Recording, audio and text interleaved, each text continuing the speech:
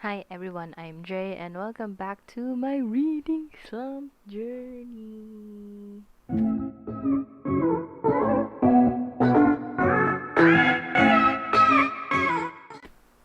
And so today I will be trying to talk about to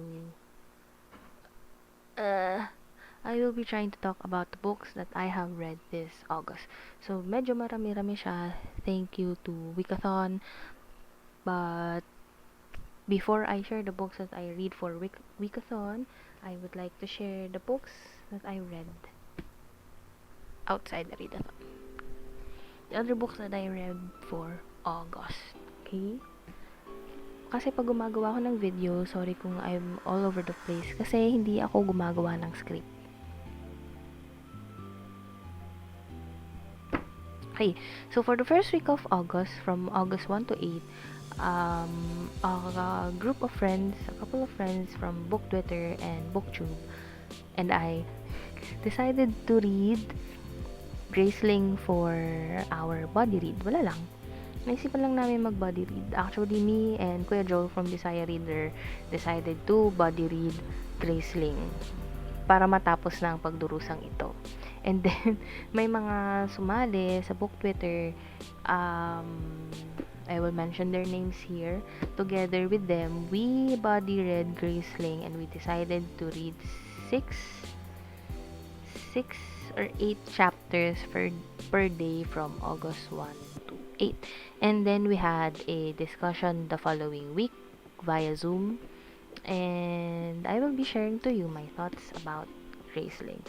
So, I didn't like it, but I also didn't hate it. There are, the main character in Graceling is very frustrating. Masakit siya sa bangs na imaginary bangs. Kasi makulit siya, matigas ang ulo niya, pinipilit niya ang gusto niya, and that is Katsa. But I like to commend the character of Katsa also for being outspoken, for knowing what she likes, and not being bound to the stereotypes of the society. Yes, because, unlike any other female characters, she doesn't like to be in a dress. She doesn't want to dress up in fancy dinners kasi alam niyang ihahanap lang naman siya na mapapangasawa ng kanyang tito na ginamit lang siya as a weapon para manakot ng ibang kingdoms. Kasi Katsa is a Graceling.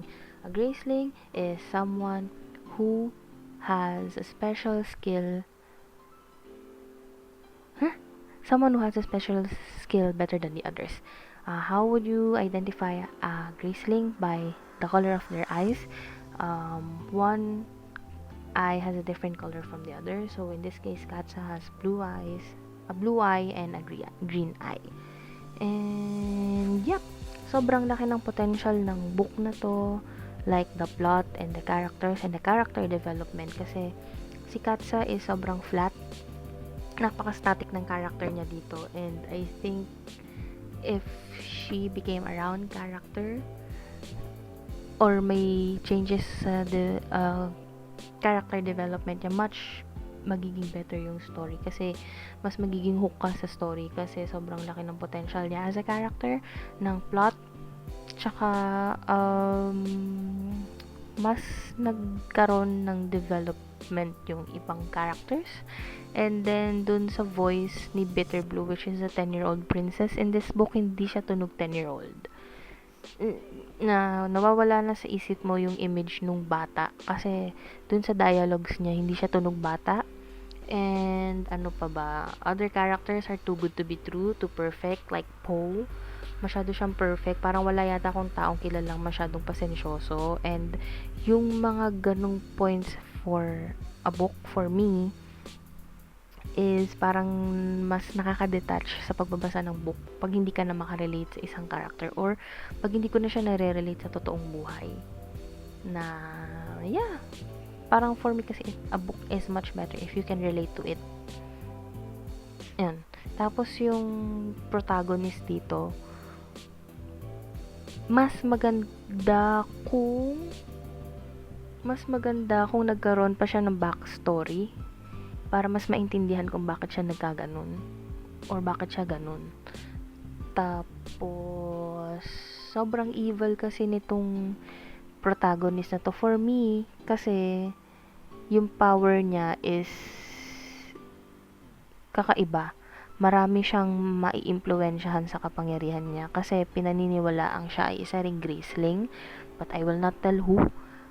And ayun, kasi for me, dun din ako nade-disappoint sa isang book kung saan yung isang evil na character sobrang plain ng pagkamatay. Parang,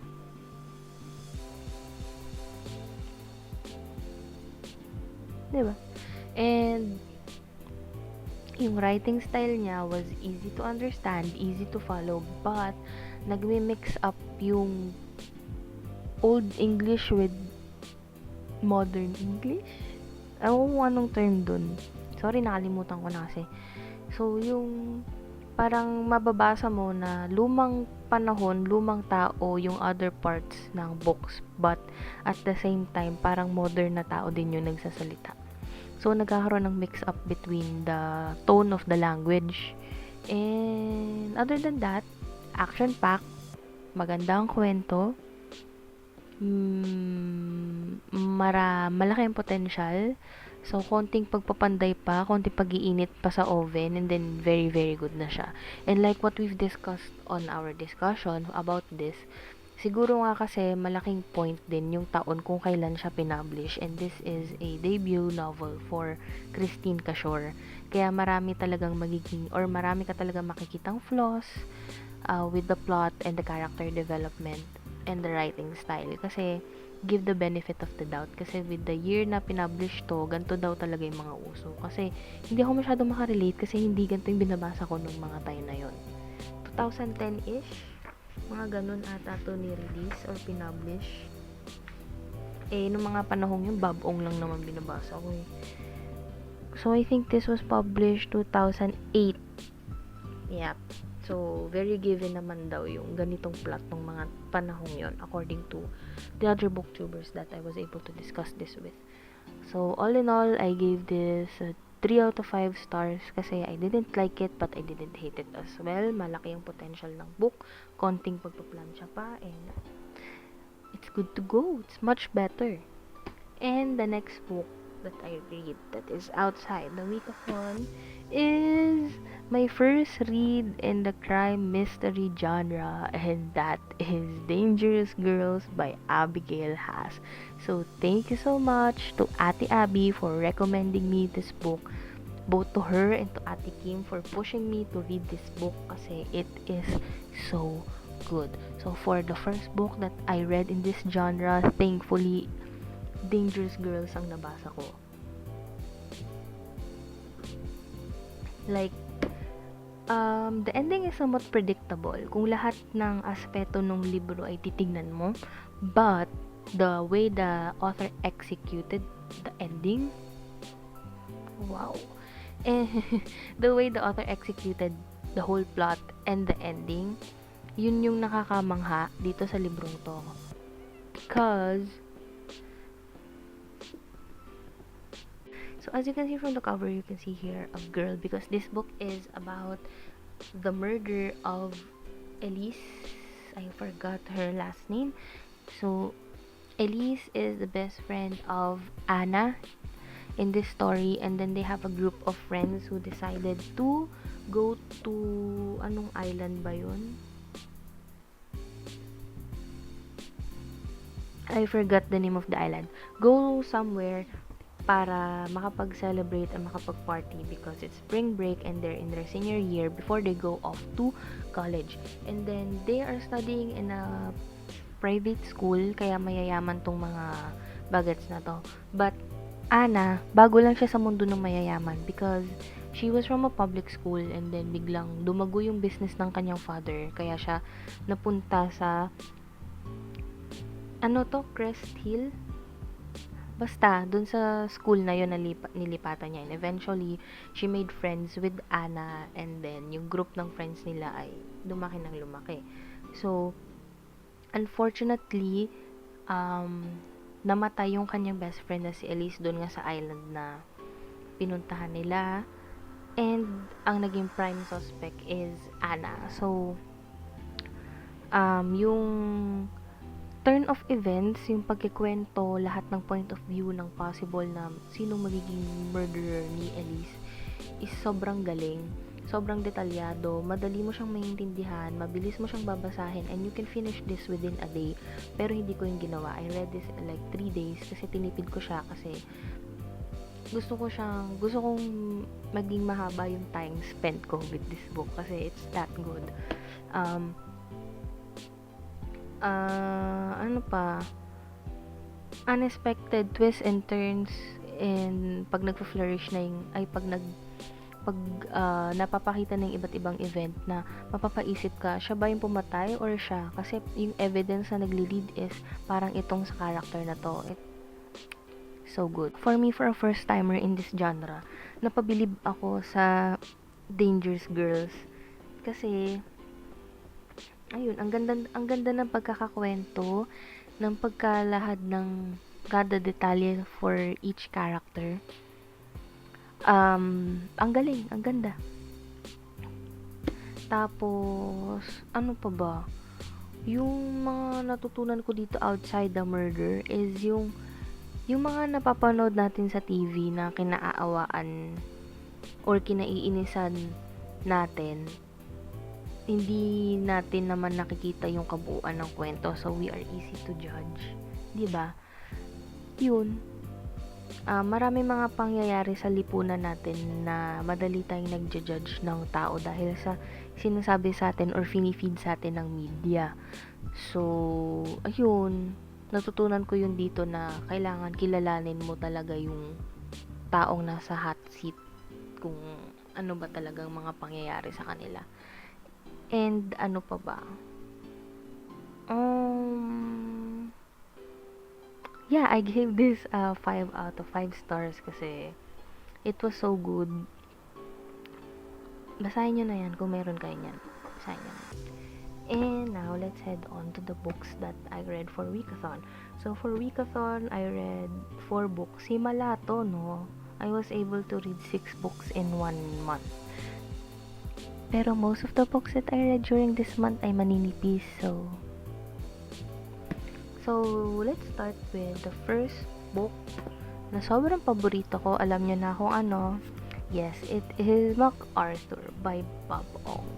Kailangan ko pa ba ikwento to? Kailangan ko pa bang mag-share ng thoughts ko regarding dito? Kasi laging ito yung nire-recommend ko eh.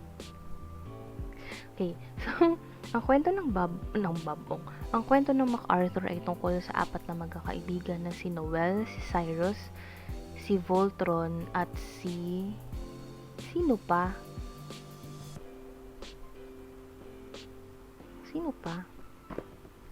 Si Voltron, si Jay, si Cyrus, si Voltron,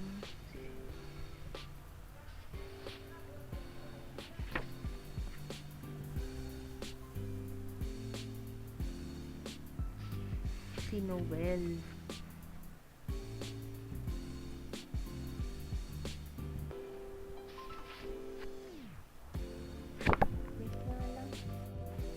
Ang MacArthur ay tungkol sa 4 na magkakaibigan na si Noel, isang college student, si Cyrus, ang pinakabata sa grupo na may mabibilis na mga paa, alam niyo na kung bakit, si Jim na isang ama, at si Voltron na isang mabait na kaibigan. So, sa pinapakita nilang 4, yung iba't ibang mga mukha ng lipunan. Pinapakita nilang 4 kung bakit may mga taong pinipili ang ganong buhay, at pinapakita rin nilang 4 yung pag-asa sa pagbabago. At ano ba, paiiyakin ka nitong librong to, gugulatin, patatawanin, at higit sa lahat, bibigyan ka ng malaking aral na pahalagahan kung anong meron ka. And yeah, ang pangit ko mag-wrap up, no? Sorry na po.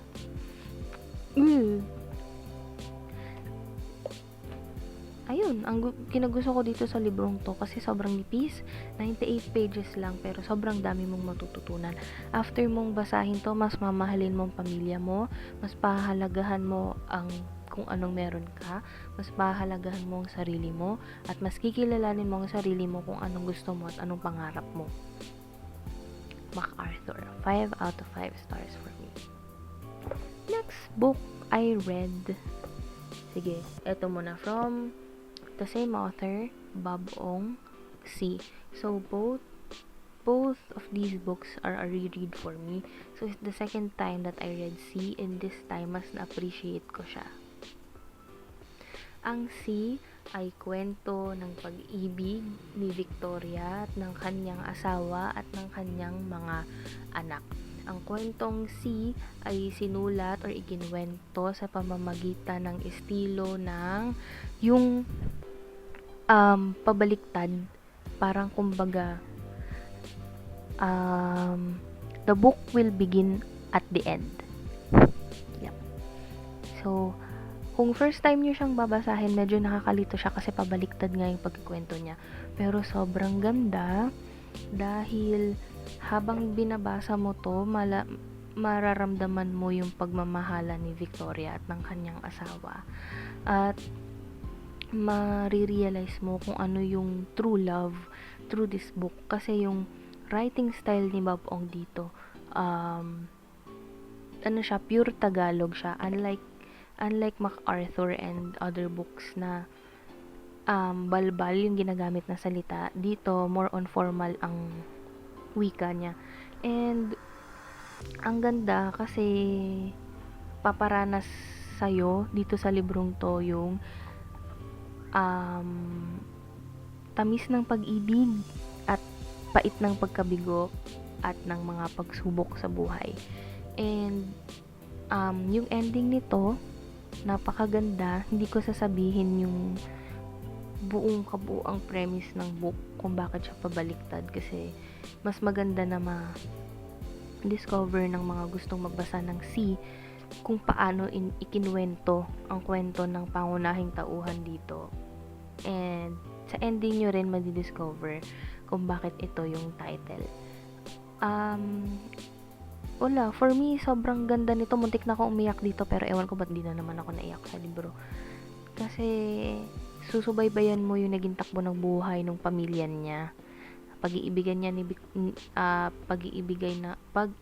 ni Victoria at ng kanyang asawa, at kung paano nila itinaguyod ang kanilang pamilya. And ang ganda-ganda lang kasi ang dami mong matututunan na walang tao at walang pagmamahala na perpekto. Nasa sa inyo kung paano nyo pagagandahin ang samahan nyo. Sobrang ganda. Basahin nyo na. 4 stars. Bakit 4 stars ba sa akin to or 5 stars? Hindi ko na maalala. I think I gave this a 5-star rating. Hindi ko na maalala. Well, I reread it, so I will give it a new rating. So, I gave this book 5 out of 5 stars. Next book is Patron Saints of Nothing by Randy Ribay. This is told in English. So, I think this is published internationally. So, it is also a National Book Award finalist. So, what I can say about the book is that it is very bold of Mr. Randy Ribay of writing a book in a time where it happened in the present administration. Kasi, for me to be able to do that, you will need a ton of research. Kasi, ang kinikwento mo, or panahon na kinikwento mo, ay hindi pa tapos. Diba? It's still ongoing. And, the main premise of the book is that Jay has found out that his cousin June in the Philippines is dead because of the ongoing war on drugs under the Duterte administration. So it is a coming of age story. It tackles about the different situations that the Philippines is facing during the war on drugs, how the families of the affected was, or ano yung nararamdaman ng mga pamilya na naapektuhan ng war on drugs. And of course, pinakita din ito yung pagkilala mo sa sarili mong identity, because Jay, the main character, is half Filipino, half American. So, siya. Mas na-embrace or mas niyakap niya yung kultura ng mga Amerikano kaysa sa kultura ng mga Filipino. So, pinakita dito kung paano niya na-discover yung roots niya na unti-unti niyang nakalimutan nung nagstay na sila sa Amerika.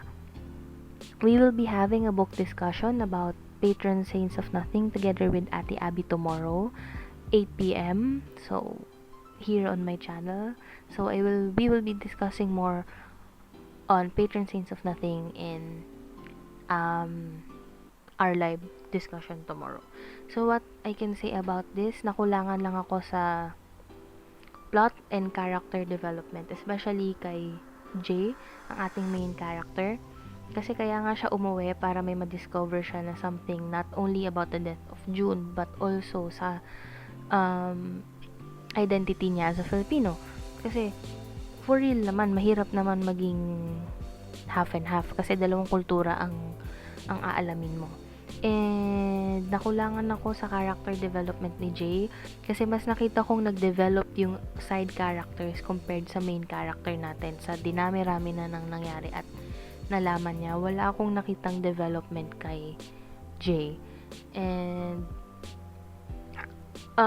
yung ibang parts or events of the book for me is parang pilit kasi nilagay na lang siya doon para magpatuloy yung kwento. Well, that's for me lang naman. But all in all, this is a good book, a great read to discover Filipino culture. Kasi nakita ko dun sa katauhan ni Jay, yung pinsan ko or yung mga kamag-anak ko na uuwi. Nakita ko yung kultura ng pamilya ni Jay, kung paano siya salubungin ng mga kamag-anak niya dito sa Pilipinas. Kasi ganun din kami, may handaan, may kantahan, may ano pa ba, yung may gala, kasi itutur mo nga yung kamag-anak mo na kakauwi lang ng ibang bansa. So, pinakita din ito yung ibang mukha ng lipunan. And also, I commend Mr. Randy Ribay for showing two sides of the issue. So, it is a good read. Just make sure na intindihin lahat ng gustong ipahiwatig ng libro, may it be to the characteristics of the different characters or the different events that was told in the story. So all in all, I give this book 4 out of 5 stars, and we will be discussing more about this tomorrow, so stay tuned for that. And ang huling librong binasa ko para sa Wikathon, actually sinimulan ko siya ng August 31 and tatapos ko siya ng September 1. But pinilit ko pa rin siyang isali sa Wikathon. At iyon ay ang Teacher, isang nobela ni Liwayway A. Arceo. So, ito ay binubuo ng 150 mga pahina at ito ay tungkol sa isang teacher. Ito ay tungkol sa isang guro na nagngangalang si Amelita at ang kanyang asawa na isa ring guro na si Mauro. So, si Amelita ay bunsong anak nila Aling Rosa at nila Mang Mauro. Mang Ambo. Si Amelita, kahit siyang bunso, siya ay minamaliit ng sarili niyang magulang na si Aling Rosa dahil siya nga daw ay isang hamak na guro lamang. hindi daw siya yayaman doon, guro lang daw siya, hindi niya daw kaya magtaguyod ng sariling pamilya dahil lang napangasawa niya isa lang ding guro. Wala daw asenso sa pagtuturo.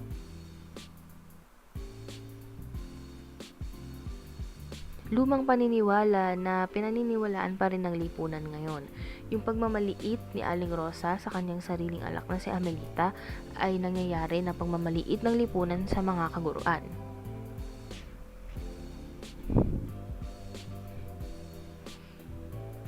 So, bilang isang guro, ramdam ko yung mga hirap at sakit na salita na tinatanggap ni Amelita, lalong-lalo na ito'y nanggagaling sa kanyang sariling ina. What I like about this book is that hindi porket teacher yung title niya, hindi lang din siya nag-focus sa pagiging guro ni Amelita at ni Mauro. Nag-focus to sa paano nila itinaguyod yung kanilang pamilya, kanilang mga sarili, at ang kanilang lipunan sa kanilang propesyon. Hindi sila nagpapigil, lalong-lalo na si Amelita. Hindi sila nagpapigil dun sa mga masasakit na salitang binibigay sa kanila ni Aling Rosa. Dahil gusto nila yung ginagawa nila kasi alam nila kung gaano kahirap nung gumagawa ka ng hindi mo naman gusto. Kasi sa totoo lang, sobrang hirap po maging teacher lalo na po sa Pilipinas kasi sobrang dami pong pinagagawa, kulang ang resources, maliit ang sweldo. Problema yon sa librong to na nailimbag nung dati pa, hanggang ngayon, pareho pa rin ang problema ng mga guro. At hanggang ngayon, pareho pa rin yung mga pangmamaliit na natatanggap namin mga guro.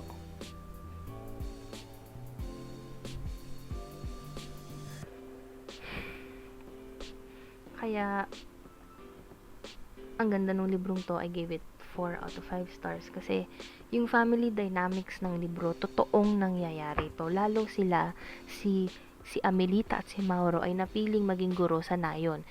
Kahit may opportunity sila sa Manila magturo, hindi nila iniwan yung bayan nila kasi alam nila na higit na mas nangangailangan ng kanilang nayon ng mga guro na katulad nila kaysa sa Maynila. So, hindi sila nagpasilaw sa kayamanan kasi tinataguyod nila yung pamilya nila sa sarili nilang paraan at hindi sila humihingi ng tulong sa ibang kamag-anak. Kasi alam mo naman mga kamag-anak natin sa Pilipinas, pag humingi ka ng tulong, ang dami-daming masasabi sa'yo. Mamaliitin ka pa. So, nakita ko yung pagpupursige nilang mag-asawa na magtaguyod ng sarili nilang pamilya na pinatunayan nila sa sarili nila yung mga pagmamaliit ni Aling Amelita ay kakainin niya rin sa bandang huli. Ay, ni Aling Amelita. Ni Aling Rosa ay kakainin niya rin sa bandang huli. So, ano pa ba? Kahit kakabasa ko lang, nakalimutan ko na agad. Ayun, pinakita rin dito yung pamumuhunan ng mga magulang sa anak na pag hindi mo na ibigay agad yung gusto nila kasi may gusto kang gawin para sa sarili mo, magagalit sila sa'yo. May mga ganyang magulang na sa kultura ng Pilipino na ginawa nilang investment yung pag-aaral sa anak. Nasasabihan ka nila, pinag-aral kita tapos ganto, ganyan. No.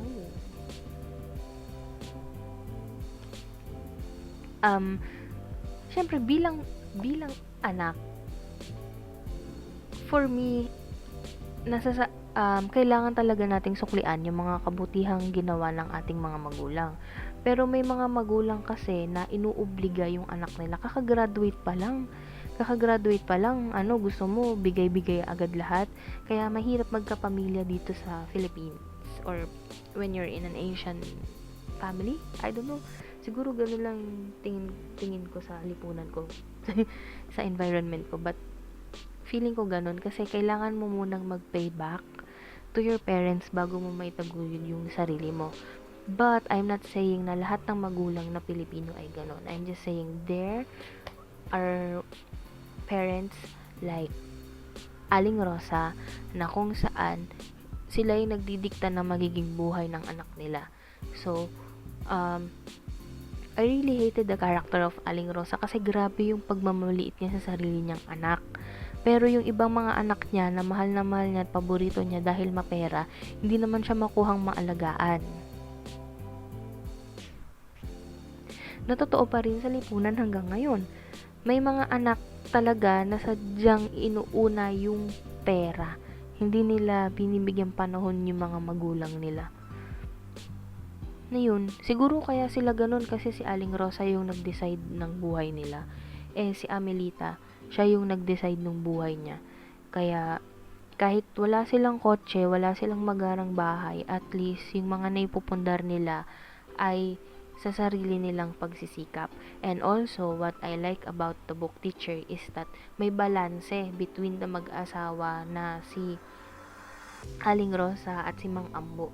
May balanse sa kanilang dalawa kasi kung todo-todo yung pagmamaliit ni Aling Rosa, todo-todo naman yung suporta ni Mang Ambo. Diba? Family dynamics, balanse. Kasi hindi ko nakita na nagmataas ng boses si Mang Ambo kay Aling Rosa.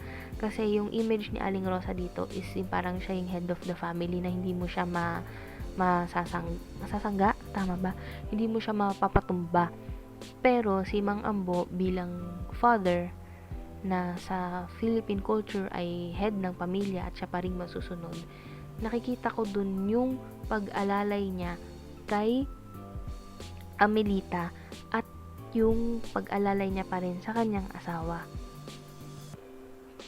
And ayun, ang ganda. I gave it 4 out of 5 stars kasi bakit hindi ko to binigyan ng 5 stars? Kasi wala, decision ko lang. So yep, very relatable, recommended, and yes, you should read this kasi ito yung mga panitikan na pinag-aaralan ng high school na ngayon ay nawala na dahil iba na ang curriculum. So, binigyan tayo ng opportunity ng Anvil Publishing and ng Ateneo de Manila University Press na mabasa yung mga pinag-aaralan natin dati. So, salamat Shopee! And, yeah, very productive ang naging month of August because I was able to read 6 books. So, thank you Wikathon for introducing me to new authors or more diverse authors, and here are the books that I was able to read for the month of August. See you next month. Speaking of next month, we are going to be body reading Ready Player One this September. So, we're going to have a discussion on the 28th, pero hindi ko pa alam kung paano kasi pag-uusapan pa namin. Stay safe, read, and enjoy. Bye!